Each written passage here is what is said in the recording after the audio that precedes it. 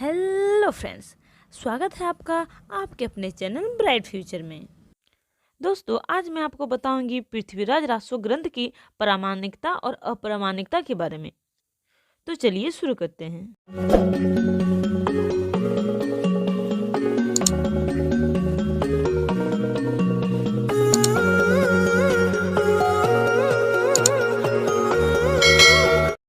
दोस्तों, हिंदी साहित्य का ये वाला क्वेश्चन बहुत ही इम्पोर्टेंट है। क्वेश्चन है कि पृथ्वीराज रासो की प्रामाणिकता पर तर्कसंगत विचार कीजिए। सेमेस्टर 1 के कोर पेपर 1 का आदिकाल चैप्टर में ये क्वेश्चन बहुत ही इम्पोर्टेंट है और ये लगातार एग्जाम में पूछा भी जाता है। पृथ्वीराज रासो जो ग्रंथ है उसके बारे में विद्वानों में मतभेद है। कुछ विद्वान कहते हैं कि यह ग्रंथ जाली है और कुछ विद्वान कहते हैं कि यह ग्रंथ वास्तविक है। तो चलिए हम लोग देखते हैं कि विद्वान में कैसे कैसे मत है इसकी प्रामाणिकता और अप्रामाणिकता सिद्ध करने में। पृथ्वीराज रासो ग्रंथ चंद्रवरदायी ने लिखी है, जिसे कवि चंद भी कहते हैं। इस ग्रंथ की प्रामाणिकता आज भी संदिग्ध है। 16,000 छंदों का यह महाकाव्य, जिसमें विचारकों का कहना है कि ये जिस रूप में आज हमारे सामने है यह इसी रूप में नहीं लिखी गई है। कुछ समीक्षक इसे प्रामाणिक मानते हैं तो कुछ अप्रामाणिक। प्रसिद्ध फ्रेंच विद्वान गार्सा द तासी ने अपनी लिखित एक पुस्तक में पृथ्वीराज रासो ग्रंथ की काफी प्रशंसा की है। प्रसिद्ध इतिहासवेत्ता कर्नल टॉड ने पृथ्वीराज रासो ग्रंथ के वर्णन और सौंदर्य वर्णन से प्रभावित होकर इसके 30 सहस्त्र पदों का अंग्रेजी में अनुवाद भी कराया है। बंगाल के रॉयल एशियाटिक सोसाइटी ने भी रासो ग्रंथ का प्रकाशन प्रारंभ कर भी दिया था, लेकिन इसी बीच डॉक्टर बुलर ने कश्मीर यात्रा में एक पृथ्वीराज विजय नामक ग्रंथ की जांच करी और कई सारे ऐतिहासिक तथ्यों और शिलालेखों का अध्ययन किया। फिर इन्होंने रॉयल एशियाटिक सोसाइटी बंगाल को पत्र भेजा और कहा कि पृथ्वीराज रासो की प्रकाशन बंद कर दी जाए क्योंकि यह ग्रंथ जाली है। उनके कहने के मुताबिक पृथ्वीराज रासो ग्रंथ का प्रकाशन बंद भी हो गया क्योंकि ऐतिहासिक तथ्यों और शिलालेखों की घटनाएं रासो ग्रंथ से मेल नहीं खाती है। रासो ग्रंथ की प्रामाणिकता पर सर्वप्रथम संदेह जोधपुर के कविराज मुरारी दां तथा उदयपुर के कविराज श्यामल दां ने किया। इन्होंने रॉयल एशियाटिक सोसाइटी में अपने विचार रखे और रासो ग्रंथ को अप्रामाणिक करार दिया। रासो ग्रंथ को जाली साबित करने के लिए सबसे अधिक श्रम गौरीशंकर हरिचंद ओझा ने किया। इनके तर्क से यह स्पष्ट होता है कि रासो पृथ्वीराज के समय में नहीं रचा गया और चंद उनके रचयिता नहीं हैं। पृथ्वीराज रासो को प्रामाणिक तथा अप्रामाणिक मानने वाले समीक्षकों को 4 वर्गों में बांटा गया है। तो चलिए हम इन 4 वर्गों के विभिन्न मत को जानते हैं। प्रथम वर्ग के लोग ना तो पृथ्वीराज रासो ग्रंथ को मानते हैं और ना ही चंद को इसके रचयिता।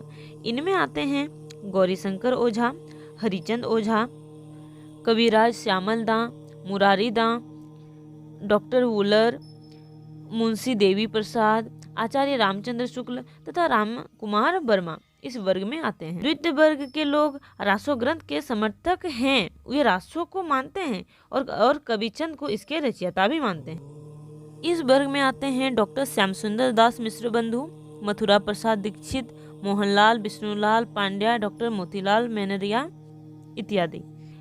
तृतीय वर्ग के लोगों का कहना है कि रासो ग्रंथ भी है और कविचंद उनके रचनाकार भी है, लेकिन अभी जो इसकी प्रति मिली है वे वास्तविकता पर आधारित नहीं है, यानी कि अर्ध प्रमाणिक है। अर्ध प्रमाणिक मानने वाले विद्वानों का नाम है डॉक्टर सुनीति कुमार चटर्जी, मुनि जिन विजय, अगरचंद नाहट, डॉक्टर दशरथ शर्मा, कविराज मोहन सिंह और डॉक्टर हजारी प्रसाद द्विवेदी। और अंतिम था चतुर्थ वर्ग के लोग पृथ्वीराज रासो ग्रंथ को मानते हैं और कविचंद को उनके समसामयिक भी मानते हैं, लेकिन उन्हें रासो के रचयिता नहीं मानते। आने वाले जितने भी विद्वान हैं वे चंद्रवरदायी को पृथ्वीराज रासो के समसामयिक मानते हैं, उनके रचनाकार नहीं।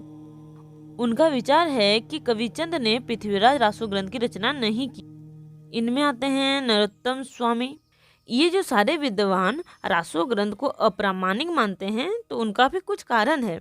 देखिए, रासो ग्रंथ को अप्रामाणिक मानने के 3 कारण हैं। पहला है काल बेसमय, घटना बेसमय और भाषा की अव्यवस्था। काल बेसमय।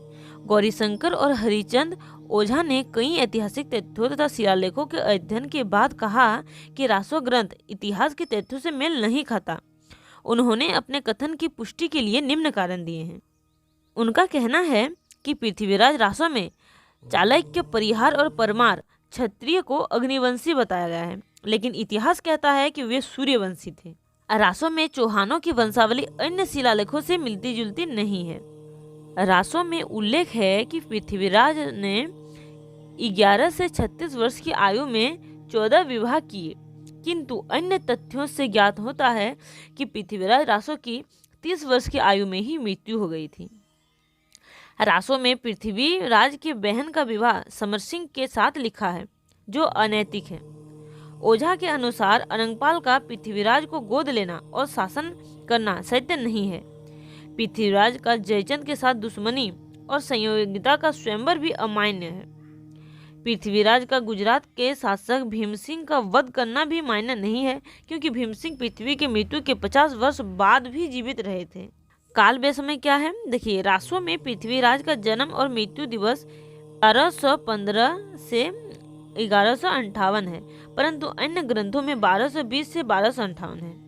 युद्ध, विवाह, स्वयंवर इत्यादि की दिनांक भी भिन्न भिन्न है। गौरी की मृत्यु तथा आक्रमण की तिथियां भी मेल नहीं खाती है। भाषा देखिए, रासो की भाषाएं भी अलग अलग मानी गई है। अरबी फारसी शब्दों की अधिकता है। ऐसे शब्दों का प्रयोग है जो चंद के समय में नहीं था।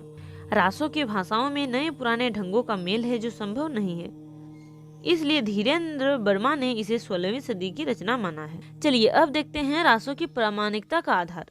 जो लोग रासो काव्य को मानते हैं, उन्होंने इन सारे संदेह का जवाब दिया है। देखिए, हजारी प्रसाद द्विवेदी कहते हैं कि रासो जाली ग्रंथ नहीं है। रासो ग्रंथ का अंतिम पृष्ठ जलहन ने पूरा किया था। पृथ्वीराज रासो ग्रंथ के तो पहले रचनाकार कविचंद थे, लेकिन जब कविचंद की मृत्यु हुई तब उन्होंने यह ग्रंथ अपने पुत्र जलहन को सौंप दिया और इस ग्रंथ को जलहन ने ही पूरा किया है। इसीलिए इसके साथ छेड़छाड़ भी हुई है। मैंने अगली वीडियो में बताया है कि पिता और पुत्र के समय में तो बदलाव आया ही होगा। समय में हाँ, अवश्य कुछ सालों का अंतर है। इसका मतलब ये तो नहीं कि इतना विशाल ग्रंथ जाली कहा जाए। कई कवियों ने ऐतिहासिक तथ्यों के आधार पर रासो ग्रंथ प्रमाणित कर दिया है। संयोगिता, स्वयंवर और अन्य घटनाओं का वर्णन बिल्कुल सत्य है, क्योंकि यह ग्रंथ केवल पृथ्वीराज पर आधारित है। इसीलिए अन्य ग्रंथ के मिले जुले रूप के कारण हम रासो को असत्य नहीं कह सकते। पृथ्वीराज रासो यानी कि पृथ्वीराज के जीवन की सारी घटनाएं इसमें स्पष्ट और विस्तृत वर्णन है, जो सत्य है। लेकिन जब हम अन्य ग्रंथ में पढ़ते हैं तब कुछ मिला जुला पृथ्वीराज के बारे में कुछ थोड़ा बहुत कहानी लिख दिया जाता है। तो क्या हम इस इतने बड़े ग्रंथ को असत्य मान ले? डॉक्टर हजारी प्रसाद द्विवेदी भी रासो को सर्वथा अप्रामाणिक मानने के पक्ष में नहीं है। उन्हें भी संदेह हुआ, उन्होंने इसे सर्वथा प्रामाणिक ही माना है।